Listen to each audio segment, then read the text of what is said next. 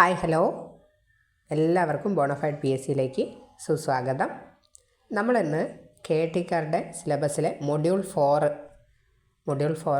Indian contract act 1872 ആണ്. അതിൻ്റെ ഒരു ഇൻട്രോ ക്ലാസ്സാണ്. അപ്പോൾ ആക്ടിലേക്ക് പോകുന്നതിന് മുമ്പ് ഈ കോൺട്രാക്റ്റ് എന്ന് പറയുന്നത് നമുക്ക് ഈ വേർഡ് വളരെ സുപരിചിതമാണ് അല്ലേ. നമ്മളെ ഡെയിലി ലൈഫിൽ ഒരുപാട് കോൺട്രാക്റ്റുകളിലൂടെ നമ്മൾ കടന്നു പോകുന്നുണ്ട്.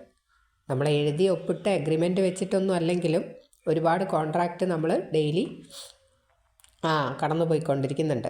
നമ്മൾ രാവിലെ തന്നെ എണീറ്റ് ഓഫീസിലേക്കോ അല്ലെങ്കിൽ ക്ലാസ്സിലേക്കോ ഒക്കെ പോകുന്ന ആളുകളാണ് അല്ലേ, എന്തെങ്കിലും വർക്ക് ചെയ്യാനോ ഒക്കെ ആയിട്ട്. അപ്പോൾ നമ്മൾ ബസ് പോകുന്ന സമയത്ത് എങ്ങനെയാണ്, ബസ് കയറിയിരുന്ന് സ്ഥലം പറയുന്നു, ടിക്കറ്റ് തരുന്നു, പൈസ കൊടുക്കുന്നു അല്ലേ. അതൊരു കോൺട്രാക്റ്റാണ്. അത് നമ്മൾ ഒരു പേപ്പറിലാക്കി എഴുതി വെക്കുന്നില്ല എങ്കിലും അതൊരു ഇംപ്ലൈഡ്ലി ഉള്ള നമ്മുടെ കണ്ടക്റ്റിലൂടെ നമ്മൾ ചെയ്യുന്നൊരു കോൺട്രാക്റ്റാണത്. പിന്നെ നമ്മൾ മാർക്കറ്റിൽ പോകുന്നു, സാധനങ്ങൾ വാങ്ങുന്നു, പൈസ കൊടുക്കുന്നു അല്ലേ, അതും ഒരു കോൺട്രാക്റ്റാണ്. പിന്നെ നമ്മൾ സ്ഥിരമായിട്ട് ചെയ്യുന്നതാണ് ഓൺലൈനിൽ ഓർഡർ ചെയ്യുന്നു, GPay ചെയ്യുന്നു, അല്ലെങ്കിൽ പേയ്മെൻറ്റ് ചെയ്തു നമുക്ക് വീട്ടിൽ സാധനങ്ങൾ അവരെത്തിച്ചേരുന്നു. ഇതൊക്കെ എന്താണ്, ഒരു തരത്തിലുള്ള കോൺട്രാക്റ്റുകളാണ്. അപ്പോൾ ഇങ്ങനെയുള്ള പലവിധം കോൺട്രാക്റ്റുകളെയും നിയമപരമായി റെഗുലേറ്റ് ചെയ്യാൻ വേണ്ടിയാണ് ഇന്ത്യൻ കോൺട്രാക്റ്റ് ആക്ട് പോലൊരു ആക്ട് വന്നിട്ടുള്ളത്. ഇതുപോലെ പല നിയമങ്ങളും ഉണ്ട് കോൺട്രാക്റ്റുകളിൽ റിലേറ്റ് ചെയ്തുകൊണ്ട്. അപ്പോൾ ഇന്ന് നമ്മൾ ഇന്ത്യൻ കോൺട്രാക്റ്റ് ആക്ടിലെ സെക്ഷൻ 2 ഉള്ള ഇൻ്റർപ്രിട്ടേഷൻ ക്ലോസ്, അതായത് ഡെഫിനിഷൻസ്, ഒരു 10 ഡെഫിനിഷൻസേ പഠിക്കാനുള്ളൂ. സിമ്പിളായിട്ടുള്ള ഡെഫിനിഷൻസാണ്. ആ ഡെഫിനിഷനാണ് ഇന്ന് നമ്മൾ നോക്കുന്നത്. അപ്പോൾ ഇന്ത്യൻ കോൺട്രാക്റ്റ് ആക്ട് നിലവിൽ വന്നിട്ടുള്ളത് 1872 സെപ്റ്റംബർ 1 ആണ്. അതിൻ്റെ അപ്ലിക്കേഷൻ എന്ന് പറയുന്നത് സെക്ഷൻ 1 പറയുന്നുണ്ട്. അതിൻ്റെ അപ്ലിക്കേഷൻ ഹോൾ ഓഫ് ഇന്ത്യ ആണ്. നമ്മുടെ പുതിയ അമെൻമെൻറ്റ് വന്നതിന് ശേഷം ജമ്മു ആൻഡ് കാശ്മീരിലും ഇത് അപ്ലൈ ചെയ്യാം. അപ്പോൾ ഇനി സെക്ഷൻ 2 പറയുന്ന ഡെഫിനിഷൻസ് എന്തൊക്കെയാണ് എന്നുള്ളത് നമുക്കൊന്ന് നോക്കാം. സെക്ഷൻ 2 ക്ലോസ് എയിൽ പ്രൊപ്പോസൽ എന്ന് പറയുന്ന പ്രൊപ്പോസലാണ് ഡിഫൈൻ ചെയ്തിട്ടുള്ളത്. എന്താണ് പ്രൊപ്പോസൽ നോക്കാം. When one person signifies to another his willingness to do or abstain from doing anything with a view to obtaining the assent of that other to such act or abstinence, he is said to make a proposal എന്നാണ് പറയുന്നത്. കടുകട്ടിയായിട്ടുള്ള വേർഡൊന്നും കണ്ടിട്ട് അത്രയൊന്നും ചിന്തിച്ച് കൂട്ടണ്ട.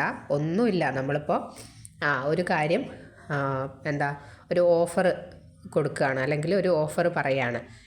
എനിക്ക് ഒരു കാറുണ്ട്, ഞാനതൊരു ഇത്ര രൂപയ്ക്ക് വിൽക്കാൻ വെച്ചിട്ടുണ്ട് എന്നുള്ളത് പറയുകയാണ്. നമ്മൾ എന്തിനാണ് അത് പറയുന്നത്? വെറുതെ ഇങ്ങനെ പറയുകയാണോ? നമ്മുടെ ആഗ്രഹം എന്താ? അത് വേറൊരാൾ അത് വാങ്ങണം അല്ലേ, നമുക്ക് ആ പൈസ കിട്ടണം, നമ്മുടെ കാറ് കൊടുത്തിട്ട് നമുക്ക് അതിനുള്ള ഒരു ബെനിഫിറ്റ് അല്ലെങ്കിൽ അതിനുള്ള ഒരു പേയ്മെൻറ്റ് കിട്ടണം എന്നുള്ളതാണ് നമ്മളൊരു വിഷ് അല്ലേ. അപ്പോൾ അത് തന്നെയാണ് ഇതിലും പറഞ്ഞിട്ടുള്ളത്. ഒരു വ്യക്തി സിഗ്നിഫൈ ചെയ്യുകയാണ് അയാളുടെ വില്ലിങ്നെസ്, ഒരു കാര്യം ചെയ്യാമെന്നോ ചെയ്യാതിരിക്കാമെന്നോ ഉള്ള ഒരു വില്ലിങ്നെസ്, അയാളുടെ ഒരു വിഷ് അയാൾ പറയുകയാണ്. എന്തിനു വേണ്ടിയിട്ടാണ് പറയുന്നത്? വേറെ ഏതെങ്കിലും ഒരു വ്യക്തി, ഓപ്പോസിറ്റ് നിൽക്കുന്ന ഒരാൾ അത് കേട്ടിട്ട് അയാളുടെ ഒരു സമ്മതം നമ്മളോട് പറയണം അല്ലേ. നമ്മളിപ്പോൾ ഒരു ഒരാളോട്, നമ്മളെ ഫ്രണ്ടിനോട് നമ്മൾ പറയുകയാണ്, എടാ എൻ്റെ കയ്യിലൊരു കാറുണ്ട്, അത് ഇത്ര രൂപയ്ക്ക് ഞാൻ വിൽക്കാൻ വെച്ചിട്ടുണ്ട് എന്ന് പറയുമ്പോൾ നമ്മൾ എന്താ അതിൽ ആഗ്രഹിക്കുന്നത്? അയാളോ ഓപ്പോസിറ്റ് നിൽക്കുന്ന നമ്മുടെ ഫ്രണ്ടോ അല്ലെങ്കിൽ ഫ്രണ്ടിനെ അറിയുന്ന ആരെങ്കിലും ഒരാൾ അത്രയും പൈസ തന്നിട്ട് നമ്മുടെ കയ്യിൽ നിന്ന് അത് വാങ്ങണം എന്നുള്ളതാണ് നമ്മുടെ ഒരു ആഗ്രഹം അല്ലേ. അപ്പോൾ with a view to obtaining the assent of that other, അടുത്ത ഓപ്പോസിറ്റ് നിൽക്കുന്ന ആളുടെ അസെൻറ്റ്, സമ്മതമാണ് നമ്മൾ ഇതിലൂടെ ഒബ്റ്റെയിൻ ചെയ്യാൻ ആഗ്രഹിക്കുന്നത്. അതിനെയാണ് എന്ത് പറയുന്നത്? പ്രപ്പോസൽ അഥവാ ഓഫർ എന്നും പറയാം. അതാണ് പ്രപ്പോസൽ.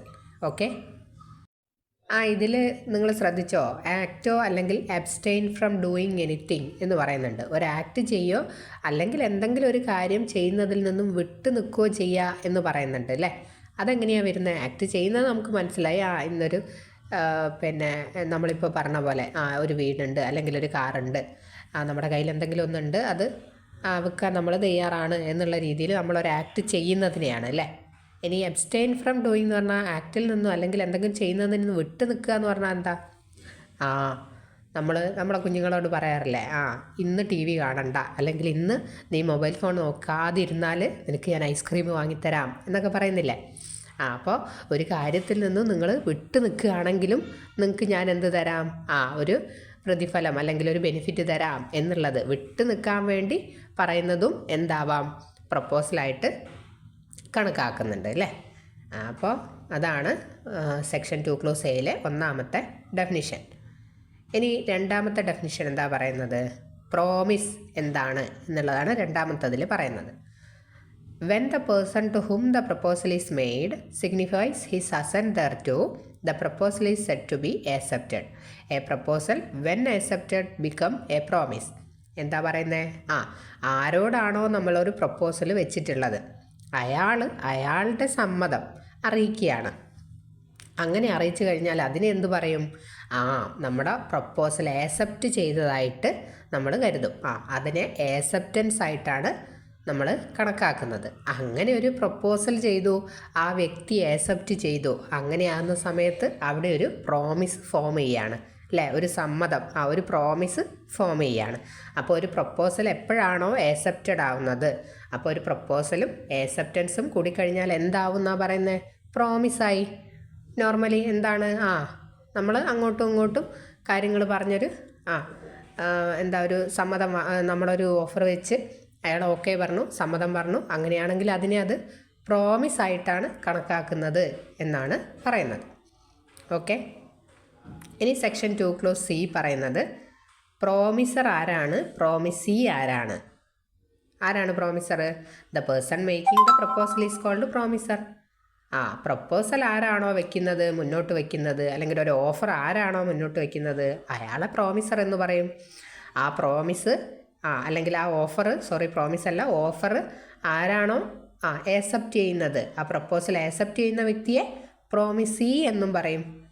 അപ്പോൾ ഒന്നാമത്തെ നമ്മൾ പറഞ്ഞു, ഒരു ഓഫർ വെച്ചു നമ്മൾ അല്ലേ, ഒരു പ്രപ്പോസൽ നമ്മൾ വെച്ചു. രണ്ടാമത്തേൽ അത് ആക്സെപ്റ്റ് ആയതിൻ്റെ ശേഷം പ്രോമിസായി. മൂന്നാമത്തേൽ ആ വ്യക്തികൾ ആരാണ് എന്നുള്ളത് നമ്മൾ നോക്കി. നാലാമത്തേൽ സെക്ഷൻ 2 ക്ലോസ് ഡി ആണ്. ഡിയിൽ എന്താ ഡിഫൈൻ ചെയ്യുന്നത്, കൺസിഡറേഷൻ എന്ന് പറയുന്നൊരു ടേമാണ് ഡിഫൈൻ ചെയ്യുന്നത്. എന്താ consideration? When at the desire of the promisor, promisee or any other person has done or abstained from doing, or does or abstain from doing, or promise to do or abstain from doing. മൂന്ന് തരത്തിൽ, മൂന്ന് കാലങ്ങളാണ് ഇത് പറയുന്നത്. ഒന്ന് പാസ്റ്റാണ്, ഒന്ന് presently ഉള്ളൊരു കാര്യമാണ്, ഒന്ന് ഫ്യൂച്ചറിലേക്കുള്ള കാര്യമാണ്. Something such act or abstinence or promise is called a consideration. Consideration എന്ന് പറഞ്ഞാൽ പൊതുവായിട്ട് നമുക്ക് അറിയേണ്ട ഒരു ബെനിഫിറ്റാണ്. നമ്മളൊരു പേയ്മെൻറ്റ് കൊടുക്കുകയോ അല്ലെങ്കിൽ എന്തെങ്കിലും ഒരു സംതിങ് റിട്ടേൺ, നമുക്ക് കിട്ടുന്ന ഒരു കാര്യത്തിന് നമ്മൾ റിട്ടേൺ ചെയ്യുന്ന എന്ത് കാര്യത്തിനെ, ഒരു ബെനിഫിറ്റിനെ ആണ് നമ്മളൊരു കൺസിഡറേഷൻ, ഒരു പ്രതിഫലം, എന്ത് കാര്യത്തിലും ഒരു പ്രതിഫലം ഉണ്ടാവില്ലേ, അങ്ങനെ കിട്ടുന്നതിനെയാണ് കൺസിഡറേഷൻ എന്നതുകൊണ്ട് ഇവിടെ അർത്ഥമാക്കുന്നത്. ഇത് മൂന്ന് തരത്തിലുള്ള കൺസിഡറേഷൻ ഇവിടെ പറയുന്നുണ്ട്. അത് കൺസിഡറേഷൻ എന്ന് പറയുന്ന ആ ഒരു ചാപ്റ്റർ ഡീൽ ചെയ്യുന്ന സമയത്ത് വിശദമായിട്ട് നമുക്ക് പഠിക്കാം. പക്ഷേ ഇവിടെ എന്ത് ഓർത്ത് വെക്കുക, കൺസിഡറേഷൻ എന്ന് പറഞ്ഞാൽ അങ്ങോട്ടും ഇങ്ങോട്ടും ഉള്ള പ്രതിഫലത്തിനെയാണ് നമ്മൾ, അല്ലെങ്കിൽ ഒരു ബെനിഫിറ്റിനെയാണ് നമ്മൾ കൺസിഡറേഷൻ എന്നതുകൊണ്ട് ഉദ്ദേശിക്കുന്നത്. ഒരു വ്യക്തി ഓഫർ വെക്കുകയാണ്, ഞാൻ എൻ്റെ കാറ് വെക്കുകയാണ് ഇത്ര രൂപയ്ക്ക്, അപ്പോൾ അടുത്ത ആൾ ആക്സെപ്റ്റ് ചെയ്യാൻ ഓക്കെ, ഞാൻ ആ കാറ് നിങ്ങൾ പറഞ്ഞ ആ വിലയ്ക്ക് വാങ്ങാൻ തയ്യാറാണ്. അപ്പം അങ്ങനെ കാറ് 1,00,000 കാറ് വിറ്റു. അടുത്ത് നിൽക്കുന്ന വ്യക്തി ആ കാറ് വാങ്ങിച്ചു. അപ്പോൾ കാറ് വിറ്റ ആൾക്കുള്ള ഒരു പ്രതിഫലം ആര് നൽകി, പ്രോമിസി നൽകി. ആ 1,00,000 രൂപ കൊടുത്തു. എന്നിട്ടോ കാറ് അയാൾ കൊടുത്തു. അപ്പോൾ അടുത്താക്ക് നിൽക്കുന്ന പ്രതിഫലം എന്താ, കാറ് കിട്ടി എന്നുള്ളതാണ് അല്ലേ. അപ്പോൾ അങ്ങനെ അങ്ങോട്ടും ഇങ്ങോട്ടും സംതിങ് റിട്ടേൺ എന്ന് പറയുന്ന എന്താണോ റിട്ടേൺ ആയിട്ട് കിട്ടുന്നത് അതിനെയാണ് കൺസിഡറേഷൻ എന്നതുകൊണ്ട് ഉദ്ദേശിക്കുന്നത്. Okay.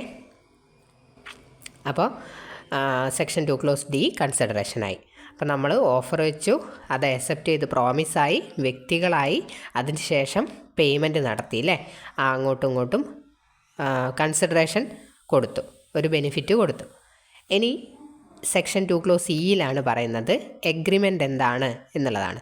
Every promise and every set of promises forming consideration for each other is an agreement.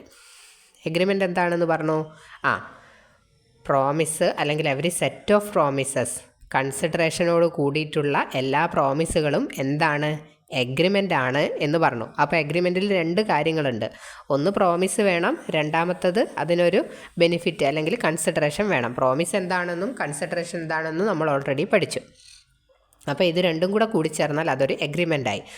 നമ്മളെന്തെങ്കിലും ഒരു കാര്യത്തിന് ചൊല്ലിയിട്ടൊരു ധാരണയിൽ എത്തുക അല്ലേ, ഒരു എഗ്രിമെൻറ്റിൽ എത്തുക, ആ ഒരു ടേം നമുക്ക് അറിയാവുന്നതാണ്, ഒരു എഗ്രിമെൻറ്റിൽ എത്തുക, അത് തന്നെ.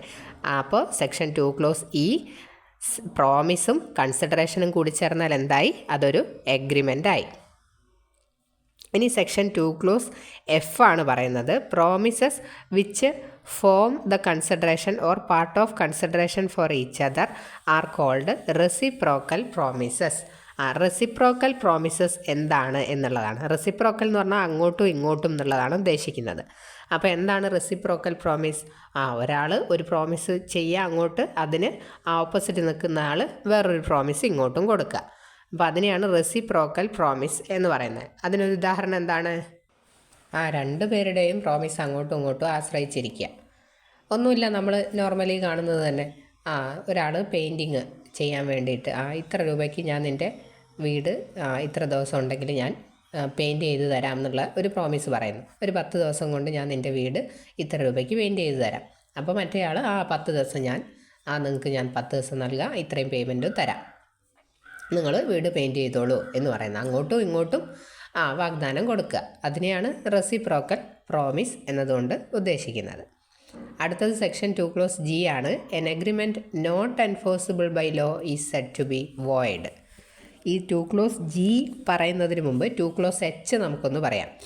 2 ക്ലോസ് എച്ചിൽ ഏറ്റവും ഇമ്പോർട്ടൻ്റ് ആയിട്ടുള്ള ഡെഫിനിഷനാണ് 2 ക്ലോസ് എച്ച് പറഞ്ഞിട്ടുള്ളത്. An agreement enforceable by law is a contract. അപ്പോൾ നമ്മൾ കോൺട്രാക്റ്റിലെത്തി. ഇത്രയും നേരം പറഞ്ഞുകൊണ്ടിരിക്കുന്നത് കോൺട്രാക്റ്റ് എങ്ങനെയാണ് ഫോം ചെയ്യുന്നത് എന്നുള്ളതാണ്. ഓരോ ഘട്ടങ്ങൾ കഴിഞ്ഞ് നമ്മൾ ലാസ്റ്റ് കോൺട്രാക്റ്റിലെത്തി. എന്താണ് contract? Agreement enforceable by law ആണ് കോൺട്രാക്റ്റ്. നിയമപരമായിട്ട് സാധുതയുള്ള, നിയമപരമായിട്ട് എൻഫോഴ്സ് ചെയ്യാൻ കോടതി മുഖേന നമുക്ക് എൻഫോഴ്സ് ചെയ്ത് എടുക്കാൻ പറ്റുന്ന എല്ലാ എഗ്രിമെൻറ്റുകളും എന്താണ്? കോൺട്രാക്റ്റാണ് എന്നാണ് പറയുന്നത്. ഓക്കെ, അപ്പോൾ നിയമപരമായിട്ട് സാധുത ഇല്ലാത്ത എഗ്രിമെൻ്റ് ഏതാ എന്നുള്ളത് ചിന്തിക്കുന്നുണ്ടോ? എന്തൊക്കെ എഗ്രിമെൻ്റ് ഉണ്ട്? ഞാൻ ഒരാൾക്ക് പൈസ കൊടുക്കുകയാണ്, മറ്റേ ആളുടെ അല്ലെങ്കിൽ എ ബിക്ക് പൈസ കൊടുക്കുകയാണ്. ബിയോട് പറയാണ്, നീ സിയുടെ കാല് വെട്ടണം, ഞാൻ 10,000 രൂപ നിനക്ക് തരാം എന്ന് പറയാണ്. അപ്പോൾ 10,000 രൂപ വാങ്ങിച്ചു, എന്നിട്ട് സിയുടെ കാല് വെട്ടുന്നില്ല എന്ന് കരുതുക. അപ്പോൾ എക്ക് പോയിട്ട് കോടതിയിൽ പറയാൻ വേണ്ടി പറ്റുമോ? ഞാൻ ഇവരുമായിട്ട് എഗ്രിമെൻ്റ് ഉണ്ടായിരുന്നു, ബിയുമായിട്ട്. എന്താണ്? കാല് വെട്ടാന്നുള്ളതാണ് എഗ്രിമെൻ്റ്. എന്നിട്ട് എൻ്റെ അടുത്ത് നിന്ന് പൈസ വാങ്ങിച്ചു, പക്ഷേ കാല് വെട്ടിയില്ല എന്ന് കോടതിയിൽ പോയിട്ട് പറയാൻ വേണ്ടി പറ്റുമോ? കോടതി മുഖേന എൻഫോഴ്സ് ചെയ്യാൻ സാധുത ഇല്ലാത്ത ഒരു കോൺട്രാക്റ്റാണത് അല്ലേ, ഒരു എഗ്രിമെൻ്റ് ആണത് അല്ലേ. അപ്പോൾ ഇതാണ് കോൺട്രാക്റ്റ് എന്ന് പറയുന്നത്. അപ്പോൾ ഈ എൻഫോഴ്സിബിലിറ്റി എന്നതിനെക്കുറിച്ച് നമ്മൾ കൃത്യമായിട്ട് കോൺട്രാക്റ്റിൽ മുന്നോട്ട് പഠിക്കുമ്പോൾ എന്തൊക്കെ എൻഫോഴ്സ് ചെയ്യാൻ പറ്റുന്നതുണ്ട്, അല്ലാത്തവയുണ്ട് എന്നുള്ളത് നമ്മൾ പഠിക്കും. ഒരു കോമൺ സെൻസ് വെച്ചിട്ട് നമുക്ക് ചിന്തിച്ചെടുക്കാൻ പറ്റുന്ന ഒരുപാട് കാര്യങ്ങളാണ് അതൊക്കെ. ഇമ്മോറലായിട്ടുള്ളതും ഇല്ലീഗലായിട്ടുള്ളതും ഒന്നും നമുക്ക് പോയിട്ട് കോടതി മുഖേന എൻഫോഴ്സ് ചെയ്തെടുക്കാൻ വേണ്ടി പറ്റില്ല, നമുക്ക് അറിയുന്നതാണ് അല്ലേ. ഇനി അടുത്തത് നമ്മൾ നേരത്തെ വിട്ടുവെച്ചത് 2 ക്ലോസ് ജിയിലാണ്. An agreement not enforceable by law is said to be void. Void എന്ന് പറയും എന്തിനെയാണ്?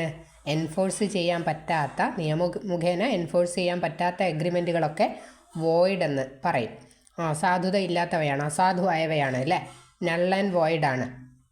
നമ്മളിപ്പോൾ പറഞ്ഞ പോലെ തന്നെ നമുക്ക് ഒരു കോൺട്രാക്റ്റിൽ ഏർപ്പെട്ട് കഴിഞ്ഞതിൻ്റെ ശേഷം ഒരു വ്യക്തി അതിലെന്തെങ്കിലും ഒരു തടസ്സം ഉണ്ടാക്കിയാൽ അല്ലെങ്കിൽ ഒരു ബ്രീച്ച് നടത്തിയാൽ കോടതിയിൽ പോയിട്ട് ഞങ്ങൾ ഇങ്ങനെയൊക്കെ ചെയ്തിട്ടുണ്ട്, അതിന് പകരമായിട്ട് അയാൾ എഗ്രിമെൻറ്റ് ചെയ്ത വ്യവസ്ഥകൾ ഒന്നും പാലിച്ചിട്ടില്ല എന്ന് കോടതിയിൽ പോയി പറയണമെന്നുണ്ടെങ്കിൽ, എൻഫോഴ്സ് ചെയ്യാൻ പറ്റണമെന്നുണ്ടെങ്കിൽ അതിന് കുറച്ച് കാര്യങ്ങളുണ്ട്. ഇപ്പോൾ പറഞ്ഞ പോലെ ഇല്ലീഗലായിട്ടുള്ളൊരു കാര്യത്തിനൊന്നും കോടതി മുഖേന നമുക്ക് സാധിച്ചെടുക്കാൻ വേണ്ടി പറ്റില്ല അല്ലേ. അപ്പോൾ അവയെയാണ് എന്ത് പറയുന്നത്?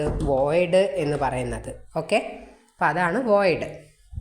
ഇനി അടുത്തത് പറയുന്നത് സെക്ഷൻ 2 ക്ലോസ് ഐ ആണ്. അതെന്താ പറയുന്നത്? വോയിഡബിൾ കോൺട്രാക്റ്റ് ആണ്. നേരത്തെ പറഞ്ഞത് വോയിഡാണ്, ഇത് വോയിഡബിൾ കോൺട്രാക്റ്റ് ആണ്. An agreement which is enforceable by law at the option of one or more of the parties thereto, but not at the option of other or others. അതിനെയാണ് voidable contract എന്ന് പറയുന്നത്. എന്താ ഉദ്ദേശിക്കുന്നത്? ഇത്രയേ ഉള്ളൂ. 2 അല്ലെങ്കിൽ അതിലധികമോ വ്യക്തികളായിരിക്കും കോൺട്രാക്റ്റിൽ ഏർപ്പെടുക അല്ലേ. ഒരാൾക്ക് കോൺട്രാക്റ്റ് ഉണ്ടാക്കാൻ പറ്റുമോ? തന്നെത്താൻ കോൺട്രാക്റ്റ് ഉണ്ടാക്കാൻ പറ്റില്ലല്ലോ. 2 വ്യക്തികൾ മിനിമം വേണം അല്ലേ, കൂടുതലും ആവാം.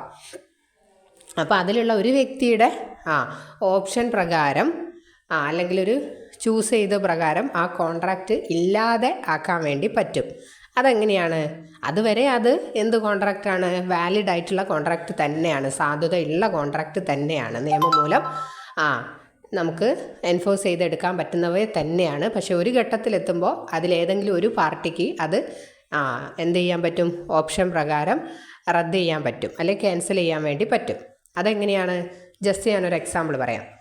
ഞാനൊരു വക്കീൽ, എനിക്കൊരു ക്ലയൻറ്റ്, അതല്ലെങ്കിൽ ഒരു ഡോക്ടറോ പേഷ്യൻറ്റോ അങ്ങനെ എന്തെങ്കിലും, അല്ലെങ്കിൽ അച്ഛനോ മോനോ, ഇനിയിപ്പോൾ അങ്ങനെ എന്തെങ്കിലും ഒരു റിലേഷൻഷിപ്പിൽ ഉള്ള സമയത്ത് നമ്മളൊരു കോൺട്രാക്റ്റ് വെക്കുകയാണ്. അപ്പോൾ അല്ലെങ്കിൽ ഒരു വക്കീൽ പറയുകയാണ് ഇത്ര രൂപയ്ക്ക് എനിക്ക് നിങ്ങളുടെ കാറ് വേണം എന്ന് പറഞ്ഞു. അപ്പോൾ നമ്മളെന്ത് ചെയ്യും? ആ കേസ് ഏൽപ്പിച്ചതല്ലേ എന്നുള്ളൊരു ധാരണയിൽ നമുക്കൊരു സ്വാധീനം ചെലുത്താൻ പറ്റുന്ന ഒരാളാണ് അവർ അല്ലേ. അപ്പോൾ നമ്മൾ കുറച്ച് പൈസ കുറച്ചിട്ട് കൊടുക്കും. പിന്നീട് നമുക്കത് വേണ്ടാന്ന് തോന്നുകയാണെങ്കിൽ കോടതിയിൽ നമുക്ക് പറയാം, ഇങ്ങനെയുള്ളൊരു റിലേഷൻഷിപ്പ് ഉള്ളതുകൊണ്ട് അയാളുടെ ഒരു ഇൻഫ്ലുവൻസ് പ്രകാരമാണ് ഞാനത് കുറഞ്ഞ വിലയ്ക്ക് കൊടുക്കേണ്ടി വന്നത് എൻ്റെ കാറ് എന്നുള്ളത് അയാളുടെ ഓപ്ഷൻ പ്രകാരം എന്ത് ചെയ്യാം? അത് റദ്ദ് ചെയ്യാം. അതങ്ങനെ ഒരു ഇൻഫ്ലുവൻസ് അവിടെ ഉണ്ടായിട്ടുണ്ട് എന്നുള്ളത് തെളിയിക്കാൻ പറ്റണം. ഇനി അതല്ലെങ്കിൽ സിമ്പിളായിട്ട് നമ്മൾ പറയാം, നമ്മളൊരാളെ ഭീഷണിപ്പെടുത്തുകയാണ്. നിൻ്റെ ലാപ്ടോപ്പ് എനിക്ക് ചെറിയ പൈസയ്ക്ക് തരണം, ഇല്ലെങ്കിൽ ഞാൻ എന്നൊക്കെ ചെയ്ത് കളയും എന്ന് പറഞ്ഞിട്ട് ഒരാളെ വെറുതെ ഭീഷണിപ്പെടുത്തുകയാണ്. അപ്പോൾ ആ ഭീഷണിയുടെ പുറത്ത് നമ്മൾ ആ കോൺട്രാക്റ്റിൽ ഒപ്പ് വെക്കുകയാണ്, അല്ലെങ്കിൽ കോൺട്രാക്റ്റിൽ ഏർപ്പെടുകയാണ്. ഓക്കെ എന്നാൽ ഞാൻ തരാം എന്നുള്ളത്. അപ്പോൾ അത് കഴിഞ്ഞതിന് ശേഷം ആ വ്യക്തിയുടെ താല്പര്യപ്രകാരം എന്ത് ചെയ്യാം? കോടതിയിൽ പോയി പറയാം, എന്നെ ഇങ്ങനെ ഭീഷണിപ്പെടുത്തിയിട്ടാണ് ചെയ്തിട്ടുള്ളത് എന്നുള്ളത്. അപ്പോൾ 2 വ്യക്തികളുള്ള കോൺട്രാക്റ്റിൽ ഒരാളുടെ ഓപ്ഷൻ പ്രകാരം കോൺട്രാക്റ്റ് റദ്ദ് ചെയ്യാൻ പറ്റും എന്നുണ്ടെങ്കിൽ റദ്ദ് ചെയ്യുന്നത് വരെ അത് വാലിഡാണേ. റദ്ദ് ചെയ്യാൻ പറ്റുമെന്നുണ്ടെങ്കിൽ അതിനെ വോയിഡബിൾ കോൺട്രാക്റ്റ് എന്നാണ് നമ്മൾ വിളിക്കുന്നത്. ഇതൊക്കെ വിശദമായിട്ട് മുമ്പോട്ട് പഠിക്കാനുണ്ട്. നിങ്ങൾക്ക് ഈ ഒരു ടേമുകളൊക്കെ മുമ്പോട്ട് എടുക്കുന്ന സമയത്ത് പെട്ടെന്ന് ക്യാച്ച് ചെയ്യാൻ വേണ്ടിയാണ് ഈ ഡെഫിനിഷൻ പാർട്ട് ഇവിടെ കൊടുത്തിട്ടുള്ളത്. ഇനി 2 clause J എന്താണ് പറയുന്നത്? Contract with ceases to be enforceable by law become void when it ceases to be enforceable. ഒരു കോൺട്രാക്റ്റ്, നമ്മൾ നേരത്തെ വോയിഡ് അഗ്രിമെൻറ്റ് പറഞ്ഞു, അതുപോലെ തന്നെ ഒരു കോൺട്രാക്റ്റ് എപ്പോഴാണോ എൻഫോഴ്സ് ചെയ്യാൻ പറ്റാതാവുന്നത് അപ്പോൾ മുതൽ അത് എന്താവും? വോയിഡ് ആവും എന്നുള്ളതാണ് പറയുന്നത് 2 clause Jയിൽ അല്ലേ. ഒരു കോൺട്രാക്റ്റ് നോർമലി എൻഫോഴ്സ് ചെയ്യാൻ പറ്റുന്ന ഒരു കോൺട്രാക്റ്റ് ആവാം, അത് പല കാരണങ്ങളുണ്ട്. ആ കാരണങ്ങളൊക്കെ നമ്മൾ മുന്നോട്ട് പഠിക്കും. ഇപ്പോൾ ആ 2 clause Jയിലുള്ള വോയിഡ് കോൺട്രാക്റ്റ് എന്താണ് എന്നുള്ളതൊന്ന് ഓർത്ത് വെക്കുക. എപ്പോഴാണോ നമുക്ക് നിയമം മുഖേന സാധിച്ചെടുക്കാൻ പറ്റാത്തത്, എൻഫോഴ്സ് ചെയ്തെടുക്കാൻ പറ്റാതാവുന്നത്, ആ സമയം മുതൽ ആ കോൺട്രാക്റ്റ് എന്താണ്? വോയിഡ് കോൺട്രാക്റ്റ് എന്നാണ് പറയുന്നത്. അപ്പോൾ ഇത്രയാണ് 10 ഡെഫിനിഷൻസ് നമ്മൾ പഠിക്കുന്നത്. അപ്പോൾ ഒന്നും കൂടെ ഒന്ന് ശ്രദ്ധിച്ച് ഒന്നും കൂടെ ഒന്ന് കേട്ട് നോക്കുക. എവിടെയെങ്കിലും ക്ലാരിഫിക്കേഷൻ വേണമെന്നുണ്ടെങ്കിൽ നിങ്ങളൊന്ന് കമൻറ്റ് ചെയ്യുക. അടുത്ത ക്ലാസ്സിൽ അതും കൂടെ ചേർത്തുകൊണ്ട് പറയുന്നതായിരിക്കും. Thank you.